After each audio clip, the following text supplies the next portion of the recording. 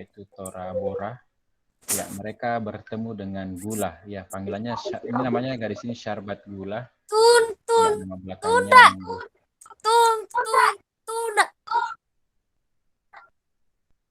ya, Syarbat Gula adalah seorang gadis yang tinggal di pengungsian di Pakistan. Ini informasinya. Kemudian di sanalah bertemu dengan Gula dan waktu itu umurnya kira-kira 28, 29 atau 30 tahun. Nah, itu di situ diinformasikan waktu dan kesulitan hidup telah menghapus masa mudanya. Kulitnya kusam, rahangnya melunak, namun tatapan matanya masih tajam. Nah, ini bisa dilihat dari tatapan matanya kayak punya pengalaman. Guling ini saya. Ya. Guling. Oke, pada slide selanjutnya ini ada satu foto 1000 kata. Kembali ditegaskan seperti itu, foto bisa bermakna bagaimana kita menginterpretasi seperti apa pesannya. Ini foto dari Vietnam, ya, foto karya Rehan di Vietnam pada tahun 2011. Ada ya foto-foto ini nilai-nilai kemanusiaannya kelihatan, ya, sifatnya ke human interest, portrait human interest, ya, penekanan ke kulit-kulitnya, raut wajahnya terlihat dengan jelas. Ya, ini memberikan arti bahwa foto itu memiliki cerita atau pesan yang kadang jelas, kadang tersamar, atau bahkan abstrak. Ya, kita menginterpretasi. Orang yang menginterpretasi juga itu berangkat dari pengalaman. Mereka mungkin yang bisa menilai foto itu seperti apa karena punya pengalaman. Punya pengalaman yang berbeda-beda sehingga maknanya juga berbeda-beda. Kalau di tempat tertentu memaknai suatu peristiwa misalnya sebagai makna yang seperti ini, mungkin di tempat lain lagi maknanya. Ya, ada mungkin di daerah India semacam gajah itu sangat dihargai, atau di daerah mana ada orang hutan sangat dihargai dan sebagainya. Itu memberikan interpretasi yang berbeda-beda juga ketika objek yang difoto terkait dengan hal itu. Ya, kemudian ini tentang bagaimana membuat foto portrait, ya. Ya, ini salah satu contoh foto portrait yang bagaimana cara mengambilnya itu menggunakan lensa tele. Lensa tele itu lensa yang bisa mengambil dari jarak jauh, kemudian memusatkan pada objek tertentu yang dibidik. Nah, lensa tele ini sudah bisa ditemukan pada smartphone, karena di smartphone ada beberapa lensanya, ada lensa yang bisa kemampuan mengambil dari jauh. Kemudian kalau kita pakai handphone, smartphone kan memang ada mode portrait, ya bisa kita pilih, itu ada efek bokehnya. Kalau kita pakai lensa tele, efek bokehnya juga kelihatan karena lensa. Jadi ada perbedaan ya antara orang menggunakan lensa tele dan pada pengertian digital zoom atau dengan perbedaan antara digital zoom dengan optical zoom. Kalau optical zoom itu lensanya yang maju, tetapi kalau digital zoom itu secara elektronik di kameranya yang memperdekat jadi pecah gambarnya. Kalau lensanya yang maju yang diputar itu akan jauh lebih baik fotonya, masih tajam gambarnya, meskipun pasti ada penurunan ketika di zoom menggunakan lensa, tapi berbeda ketika menggunakan digital zoom. Itu secara elektronik dia zoom, mesinnya bekerja untuk memperdekat gambar, namun hasilnya pasti akan bintik-bintik atau kurang tajam. Nah, kalau kita pakai smartphone, ya efek bokeh itu bisa kita temukan juga dengan memilih lensa, pilihan-pilihan lensa yang digunakan pada smartphone-nya. Karena di smartphone ada lensa yang wide, ada lensa yang bisa efek bokehnya ada lensa yang bisa portrait, dan ada yang sangat dekat itu lensa makro. Ya, ini contohnya juga kalau kita memanfaatkan foreground dan background. Jadi di latar depan itu ada yang sebagai blur ya di latar depannya, kemudian di belakang juga blur. Nah, objek di tengah ini kita gunakan selective focus untuk membangun dimensi kedalaman gambar. Nah, ini untuk hunting foto, ya kita menarik juga sebenarnya kalau kita mengatur komposisi pada mata objek. Kalau kita huntingnya, misalnya huntingnya ini orang-orang yang kita sudah kenal sebelumnya, kan temanya memotret Ya, temanya foto portrait ya. Foto portrait itu lebih menekankan ke ekspresi atau wajah dari dekat, dari komposisi medium shoot hingga ke medium close up ataupun close up. Nah, kalau di smartphone kan memang ada beberapa pilihan lensanya. Contoh di HP ini ada pilihan-pilihan lensanya. Ada kualitas gambarnya dari handphone itu sudah lumayan bagus juga. Karena ada juga handphone juga kadang-kadang memang lebih mahal daripada kamera kamera DSLR atau kamera mirrorless. Ada handphone yang sampai puluhan juta karena memang kualitas gambarnya juga bisa dibandingkan, bisa diandalkan maksudnya, bisa diandalkan kalau untuk kita menggunakan di lensa smartphone terbaru model sekarang. Kemudian kalau lensa DSLR ya itu banyak sekali karena lensa itu jauh lebih mahal dibanding kameranya. Ini waktu zaman ini masih populer-populernya kamera-kamera DSLR. Ini ada lensa pendukung dari merek ketiga ya. Ini lensa Sigma. Pada foto ini ada lensa wide-nya, ada lensa telenya, ada lensa fix-nya ya. Kemudian ini bedanya ya, kalau kita bisa di handphone kita sudah bisa menghasilkan efek bokeh. Efek bokeh pada smartphone itu bisa kita dapatkan dengan mengaktifkan fiturnya. Ya, yang mengaktifkan fiturnya itu bisa kita temukan kedalaman gambar ada dimensinya dibanding foto yang sebelah kanan, foto sebelah kiri itu kita mengaktifkan efek bokeh pada smartphone. Nah, kemudian ini kalau kita menggunakan kamera digital ya baik itu mirrorless juga itu bisa kita dapatkan efek bokeh itu menggunakan lensa fix atau lensa tele. Ya, lensa fix atau lensa tele. Kalau biasa ada perpaduan juga kita gunakan lensa tele bisa mendapatkan efek bokehnya juga dengan memainkan focal length atau panjang lensanya. Kemudian di lensa fix itu dengan bukaan besar ya angka kecil ya maksudnya bukan besar f1,4 atau f1,2 itu bisa mendapatkan foto yang sebelah kanan. Apalagi kalau malam hari bisa kita dapatkan ya blur-blur dari lampu jalan. Nah ini karena kita hunting di Menara Pinisi, sudah lama ini, kayaknya angkatan 2013 waktu itu, angkatan 2012 yang hunting di Menara Pinisi. Ini ada kebetulan waktu itu memang ada beberapa anak DKV yang punya teman-teman model, kita datangkan di Pinisi dan memotret di Menara Pinisi. Kemudian ada lagi yang contoh ini juga di Menara Pinisi. Waktu itu ada dua modelnya ini dengan ini. Ya ini jadi bayangan saya nanti kalau kita ketemu insya Allah ya mudah-mudahan ada halangan hari Rabu depan, hari Rabu sore itu di sekitar ini juga di pelataran lah kita karena lebih mudah lebih bagus suasananya rasanya karena di tempat terbuka dan ada tempat berteduh. Mudah-mudahan cuaca nanti itu agak bagus dan tidak hujan bisa kita ketemu untuk belajar bersama secara langsung. Nah, ini rencana huntingnya kita akan coba hari Rabu tanggal 31 Maret 2021. Ya, kurang lebih pukul 3:30 mungkin setelah salat asar ya, sampai jam 5 saja. Ini tidak lama, hanya sampai jam 5 ya. Ya, boleh menggunakan smartphone atau DSLR ataupun kamera mirrorless. Jadi ini bebas saja. Kamera apa yang dipakai, kita akan latihan untuk membuat foto portrait.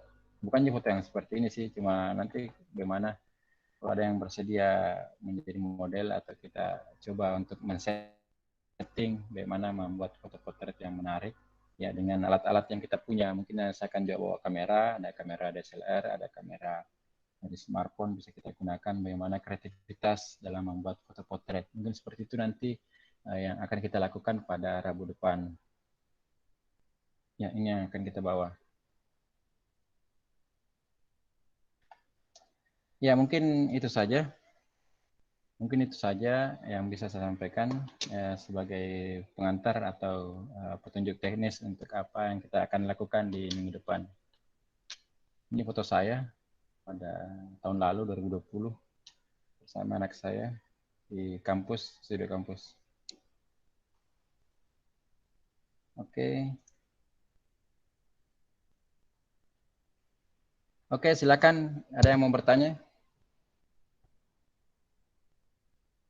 Ya, biar kelihatan di video. Kalau enggak bertanya, enggak muncul juga. Silakan bisa menanggapi. Yang minggu lalu yang dapat hadiah ya, yang ada yang dapat hadiah. Ini enggak, mungkin sharing saja. Siapa yang mau bertanya atau tentang apa nanti yang akan kita lakukan biar lebih jelas. Halo? Masih ada waktu kah? Ini ya masih ada 14 menitan lah. 15 menit. Oke, silakan. Nanti materinya saya kirim juga. Kenapa malu-malu? Ya tentang fotografi lah atau bagaimana pakai HP. Jadi saya sebenarnya terbuka saja. Jadi yang kita lakukan karena memang kebanyakan hanya punya smartphone. Jadi itu yang akan kita maksimalkan. Di samping juga tetap menggunakan DSLR ataupun kamera mirrorless yang ada. Tapi tetap kita beri perhatian penuh. Ada bertanya ini Andi Alfian?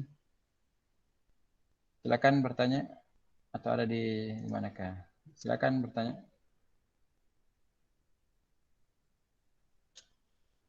Silakan ditanyakan. Saya Pak.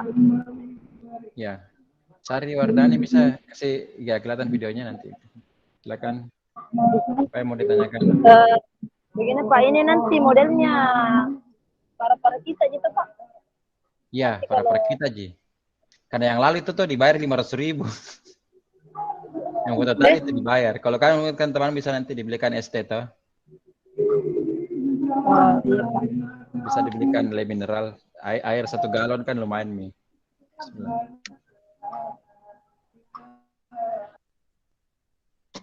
Siapa yang mau jadi modelnya Kak? Boleh. Kabarnya bisa jadi model toh. Nggak perlu cari kalau di Center Tasik. Beda kalau di kafe kan kebanyakan lebih di belakang layar. Tapi kalau ini di belakang layar oke, di depan juga oke ya. Siapa? Lydia mungkin atau Stefani? Saya Pak, Ya, ya silakan Andi Nur Azimah. mau nanya Pak, kalau Boleh. misalnya kita bahas soal arti di dalam foto Pak, Ya. makna yang terkandung dalam foto. Pertanyaan saya adalah arti tersebut itu sebenarnya berasal dari pengamat foto tersebut atau bagaimana Pak? Karena kan orang yang melihat foto tersebut, mereka yang mendapatkan, ya misalnya, apakah mereka yang bisa memberi arti sendiri kepada foto tersebut atau bagaimana Pak? Ya. Baik, dari pertanyaan Nur Azimah, saya tampilkan lagi tadi biar anunya, PowerPoint-nya. Tentulah pertanyaanku. Ya, tadi kan bagaimana menilai foto itu.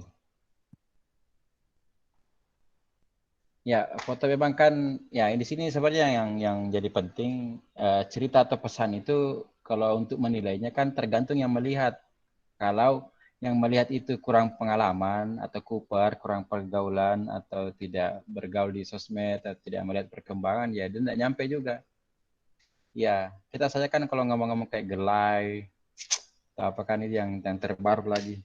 Orang sudah ngerti kan.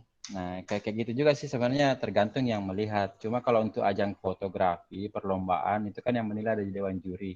Dewan Juri kan pasti punya banyak wawasan, punya pengalaman. Ketika dia mempresentasikan kenapa memenangkan, alasannya dia memenangkan foto ini, pasti dia bisa jelaskan seperti apa makna-makna yang dapat dipahami, yang dia lihat dalam foto itu.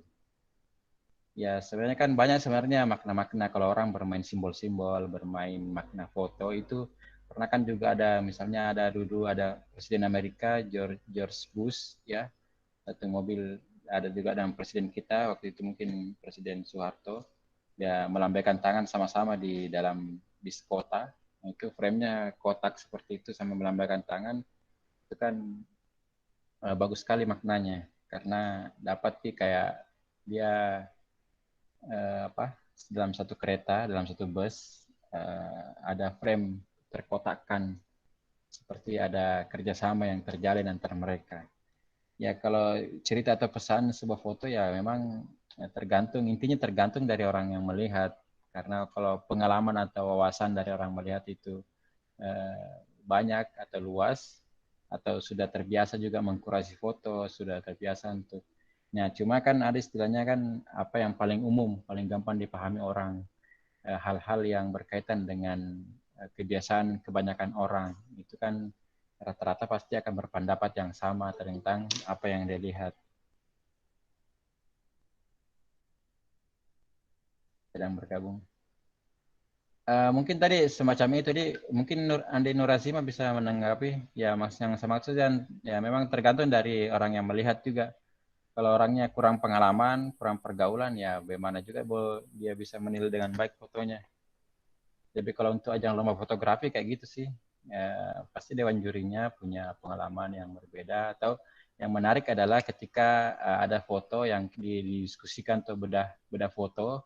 Nah, di situ kan orang bisa memberikan pendapat dan terkait sharing atau semacam ada talk show, ada diskusi tentang foto. Nah, itu yang bisa secara langsung memberikan pendapat dengan perspektif yang macam-macam dari berbagai jenis. Yang tergantung juga ke yang melihatnya anak SMA, yang melihatnya guru, yang melihatnya dosen, yang melihatnya mahasiswa. Tergantung juga latar belakang dari orang yang melihat. Nah, kalau hal-hal yang umum sekali kan itu pasti bisa dipahami bagi kebanyakan orang, sama pendapatnya, sama maknanya. Ya. Bagaimana Andi Nurasima? Ya, ya seperti itu. Apa Pak, ada feedbacknya lagi? Ya.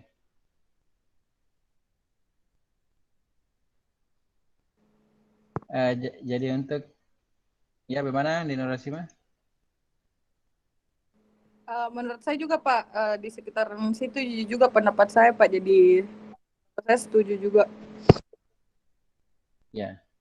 Ya, memang sama kan begini, ada yang menarik ya. Ada pernah, ya ini bukan bentuk foto tapi dalam bentuk lukisan. Di Jogja itu ada kan Museum Affandi. Mungkin kalian tahu, ada anak seni rupa terutama pasti tahu Affandi, ada maestro aliran ekspresionisme di Indonesia. Ada namanya Affandi. Di galerinya Affandi itu kan ada lukisannya Affandi kayak gitulah, kayak kan dia kan menggambarkan pakai tangan, pakai ya ekspresi, mengekspresikan dalam sekejap selesai lukisannya. Tapi di situ karakternya dapat sih, kalau orang-orang pengamat seni pasti dapat bilang ini karakter ini yang ditangkap, meskipun kayak cakar ayam lukisannya, kayak ndak karu-karuan. Nah, waktu itu ada teman saya punya anak, dia ikut juga ke galeri, langsung dia ngomong sama mamanya, kan di Jogja ya, waktu masih kuliah di ISI, dia bilang, mama, kok gambarnya kok jelek banget ya, kayak cakar ayam itu kan bagusan gambaran semi, kalau gambar semi kan bisa lebih bagus dari ini.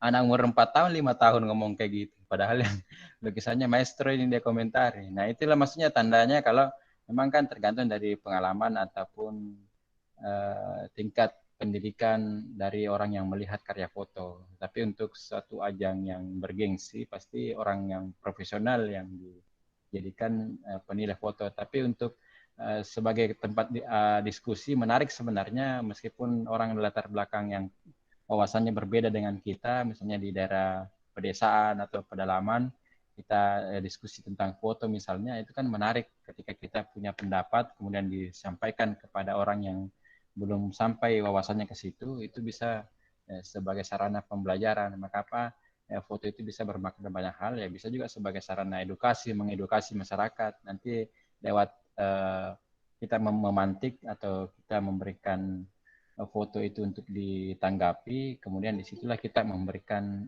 pendidikan atau mengedukasi masyarakat. Jadi hal-hal itu kan sebenarnya juga salah satu cara untuk berbagi ilmu pengetahuan dengan orang-orang di luar kita, di sekeliling kita, atau di tempat yang berbeda tempat dengan kita lakukan sosialisasi ataupun kita lakukan pembelajaran dan mengedukasi masyarakat. Baik, itu saja. Bagaimana, Mi? Ada lagi, siapa lagi menanggapi? Silakan. Ya, jadi untuk hari Rabu, mudah-mudahan bisa berkenan, bersedia. Jadi yang ada di Makassar bisa ikut bergabung, kita sharing-sharing sama-sama karena kayaknya belum pernah ketemu langsung. Ya, saya sudah kenal sih, ada beberapa juga yang saya kenal, ada Deva, ada ada Widya, ada Petrina, ada beberapa sih yang lainnya belum belum begitu akrab, belum. Makanya kalau dengan pertemuan langsung mudah-mudahan bisa mencairkan suasana juga selama ini hanya secara virtual, kita bisa sharing-sharing. Sampai kalian kan sebenarnya menarik juga kalau kalian bisa menggelar lomba fotografi misalnya yang penyelenggaranya dari anak seni pertunjukan, anak seni Tasik, bikin lomba fotografi tapi dengan tema-tema misalnya tema tentang hari tari dunia, nanti kita penyelenggaranya. Itu kan hal-hal itu yang bisa kita lakukan untuk memberikan pengalaman bagi kita sendiri ataupun bisa paling tidak lewat mata kuliah ini bisa kita menikmati karya seni fotografi itu bisa lebih baik lagi dibanding sebelumnya. Kita bisa paham ya mungkin bagus kalau kalian punya akun Instagram, memfollow fotografer ya atau mengikuti Twitternya fotografer seperti apa. Ada fotografer Indonesia, ada Darwis Triadi, ada Jerry Aurum, ada Kayus Mulia, ada Agus Leonardo, ada banyak sih fotografer di Indonesia yang bisa menjadi referensi ataupun kita buka saja di YouTube, di Google itu banyak yang bisa kita pahami bagaimana aliran-aliran karya fotografinya. Ya, ada Andi Alfian ini angkat tangan saya lihat, mungkin ada yang mau disampaikan. Apa tadi Sari Wardani apa tadi disampaikan? Oh ya, tentang ya. Tentang apa tadi itu dibilang? Sari Wardani. Saya lagi Pak. Ya. Pak, kenapa itu biasa Pak kalau mengambil gambar, kalau secara langsung terus ada, kalau ambil apa lagi? Kalau ambil apa sebenarnya abang kalau ambil Pak gambar terus ada model Pak. Terkadang ekspresinya tidak dapat kalau mau ekspresi yang kayak mau sedih Pak, bandingkan yang tidak secara langsung kayak turun di jalan kirim foto biasa lebih dapat ekspresinya Pak. Ya, baik. Yang pertama kan ada istilahnya kita memotret by setting ataupun on the spot. Kalau by setting itu kita yang butuh peran besar itu fotografernya untuk mengarahkan. Apalagi kalau yang difoto itu bukan model profesional. Kalau model profesional, apapun keadaannya dia bisa bergaya dengan sendiri. Dia bisa memposisikan dirinya seperti apa, ya. Sudah tahu senyumnya, fotogenik lah ya. Ya, fotogenik. Ada orang yang juga sebenarnya biasa-biasa aja, tapi pas diambil di kamera kok jadi luar biasa ya. Nggak tahu, betulan ada ya begitu. Ada juga yang aslinya sebenarnya cantik, tapi pas di foto ternyata tidak terlalu, Ji. Ya, kalau kita sudah terbiasa jadi model itu pasti sudah tahu bagaimana bergaya, bagaimana posisinya, bagaimana. Tapi ada satu tipnya juga kalau kita memotret dengan model itu bagusnya selalu lakukan komunikasi. Kita selalu komunikasi dengan modelnya. Mungkin ngomong-ngomong yang lain. Nah, ini sama siapa pergi ke sini? Pasti tuh mau cepat-cepat pulang tuh, sambil dia ketawa-ketawa kan. Pasti mau dijemput nanti tuh sama siapa gitu. Atau nanti pokoknya dibangun komunikasi yang serama mungkin, kayak bersahabat, akrab toh. Jadi tapi tangan kita selalu ikut menjepret terus. Jadi kadang-kadang di sela-sela dia ketawa, senyum itu dapat ekspresi terbaiknya. Bukan bilang tahan, tapi bilang kalau saya sih motretnya bilangnya sambil ngajak bicara kayak gitu, ngomong terus. Nah, iya, oke ya, bagus sekali, bagus sekali. Saya suka sekali ngomong gitu. Bagus sekali ya, pertahankan, oke, senyumnya yang ikhlas ya, tahan, tahan. Ya, kayak gitu. Sampai kalau di kampus ya, saya selalu bilang kalau di Ramatama atau di wisuda, itu terkenal saya sering ngomong, ya oke tahan senyumnya, ya oke bagus sekali. Aduh yang di sana kayaknya kurang bagus. Ya pokoknya kayak membangun suasana sih, sebenarnya sudah bagus. Tapi ibu itu kok kayak cemburu terus dari tadi ya, kayaknya kurang ya. Coba ikhlas senyum Bu, yang ikhlas ya, kayak beramal tuh yang ikhlas. Ya, kayak itu pokoknya kalau pas dapat senyumnya ya itu jepret terus beberapa kali. Memang kan kalau kita memotret secara digital kan enggak takut lagi dengan kehilangan role toh. Jadi jepret saja nanti hasil terbaik kan bisa kita pilih. Nah, bedanya dengan tadi yang on the spot, yang itu kan candid, sifatnya candid, dia tidak menyadari kalau di foto. Atau dia sebenarnya menyadari, cuma karena sibuk melayani pembelinya, misalnya kita muter di pasar, dia sebenarnya dalam hati tahu di foto, tapi karena sudah ya ada anunya pembelinya dia temani apa transaksi, jadi tidak terlalu perhatikan dari yang foto. Makanya kan tadi memang butuh kalau mau dapat yang natural sekali, memang pakai lensa tele. Nah, tapi kan di HP sekarang juga ada fitur lensa telenya yang kita ketik satu atau dua di situ langsung mendekat ya, karena berganti lensa, ya. Yeah. Jadi kayak macam begitu juga bisa kita intinya kan sebenarnya foto terbaik itu dengan jam terbang, dengan kita sering berlatih dan selalu melihat contoh-contoh referensi bagaimana sih fotografer itu kalau mengambil sudut pengambilan gambar, angle-nya, sudut pandangnya bagaimana frame-nya. Ya, kadang kan frame juga enggak mesti lurus dari depan, tapi kasih miring sedikit atau ambil sedikit ininya, atau ada dari atas sedikit, ada dari bawah lagi. Itulah kayak eksplorasi. Makanya kemarin tugasnya yang pertama itu kan sempat juga kalian eksplorasi pengambilan gambar melalui angle kamera, ya semacam itu. Oke, baik. Ada lagi kah? Kalau sudah jelas nih, mungkin begitu saja. Ada mau disampaikan yang lain? Ya, ini kan juga mungkin kalau saya sih, kalau memang mau kita setiap hari Rabu saja, Rabu sore, karena memang waktu itu kayaknya saya bisa, karena saya mengajar sampai siang, sampai jam 12, itu saya mengajar dari pagi hari Rabu, ada mata kuliah juga di DKV, Senin, Selasa, Rabu, Jumat juga full, Kamis juga ada, itulah ada terus sih sebenarnya, karena memang kan sebenarnya di kita banyak mata kuliah yang kami jalankan dan itu rata-rata 3 kelas. Jadi hampir setiap hari. Jadi kalau saya agak lowong sebenarnya di Rabu sore enggak apa-apa.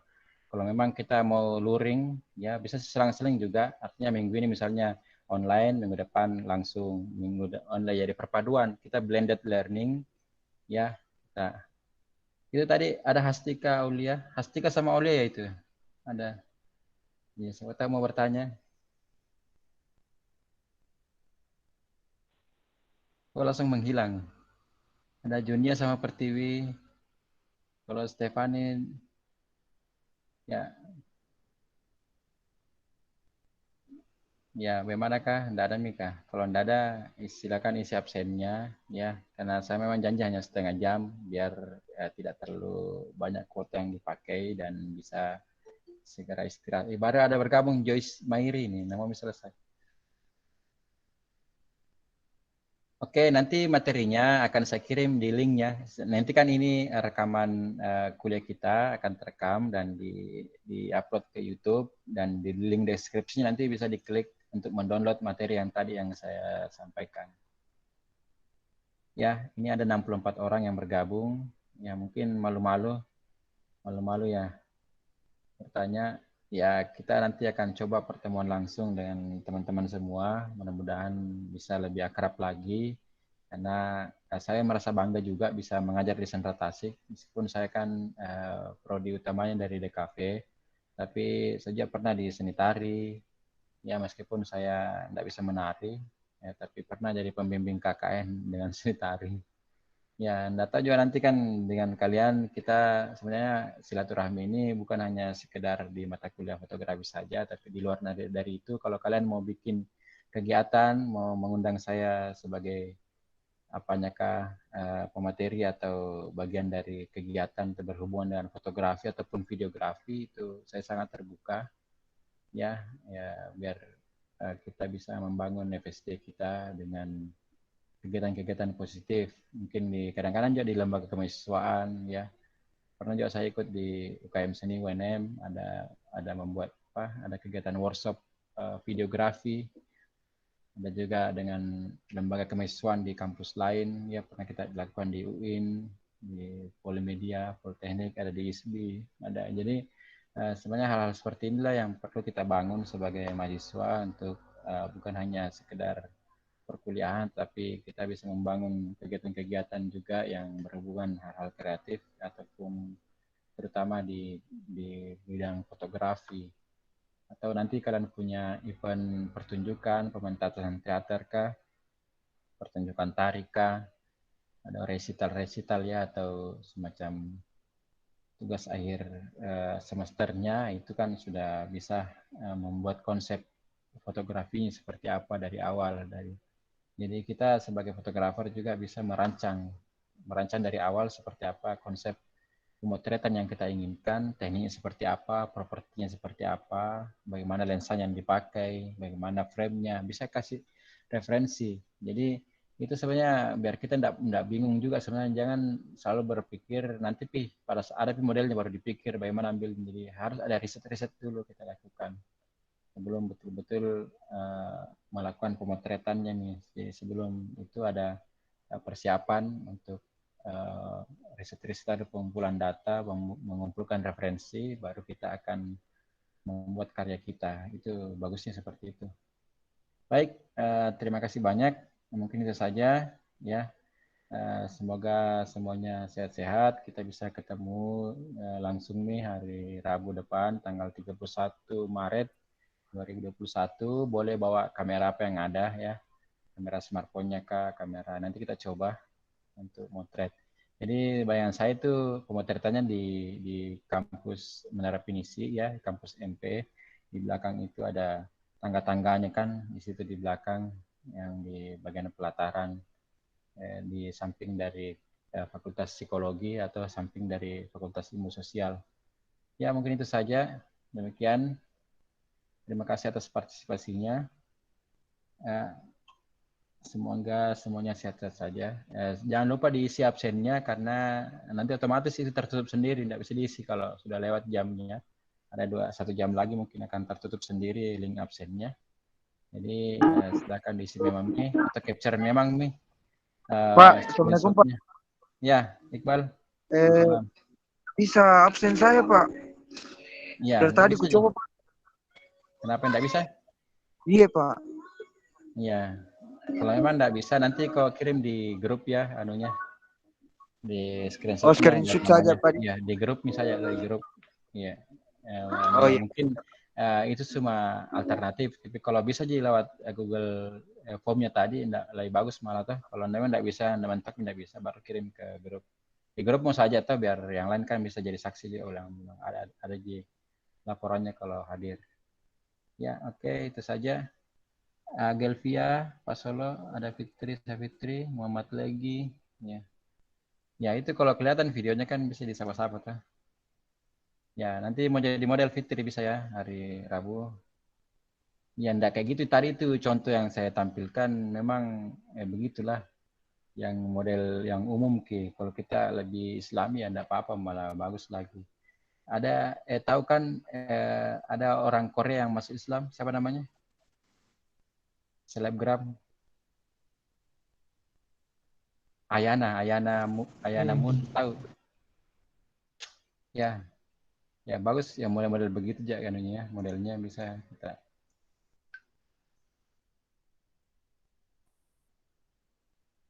Ya oke Impel ya. Ya ini sudah lewat lagi sedikit, sudah 22:49. Ya demikian.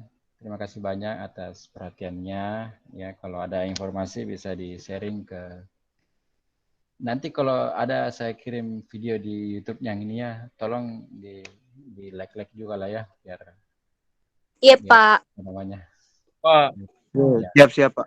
Ya tadi yang bertanya. Iya Pak. Ada di notifikasi. Ya biar ini tampil dulu ya, biar ada sedikit cuplikannya. Kalau kalian yang ngomong itu baru naik di layar utama. Ya mungkin ada 10 orang. Lalu ada notifikasi Pak. Ya. Oke, saya sapa ya Nur Anissa. Yang mana Nur Anissa di situ 2 orang? Saya Pak. Ya, yang mana orangnya di situ? Yang Pak. adanya Renaka. Mana? Elvi Sukesi. Oh iya, nanti datang bisa datang tuh di Makassar. Di Makassar. Di Makassar, Ji, Pak. Oh, oke. Nanti saya sapa-sapa nanti bisa datang, betul ya. Ya, oke. Tadi ada Nur Anissa. Nur Anissa yang sebelah mana? Yang ada telalatnya? Iya, Pak. Nur Anissa. Oke. Saya juga ada soalnya. Ya, ada siapa? Andi Alfian Alif di mana? Di Warkop kayaknya itu ya.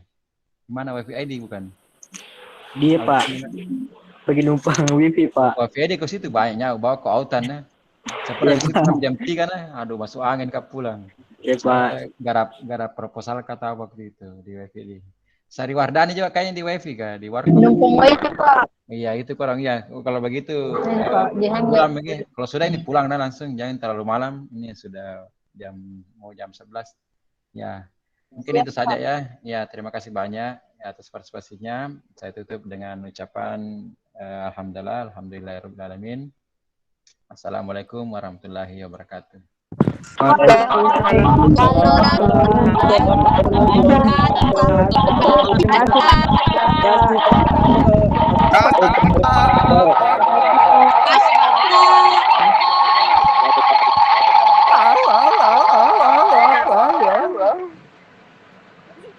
Ya, saya tutup ya. 1, 2, 3.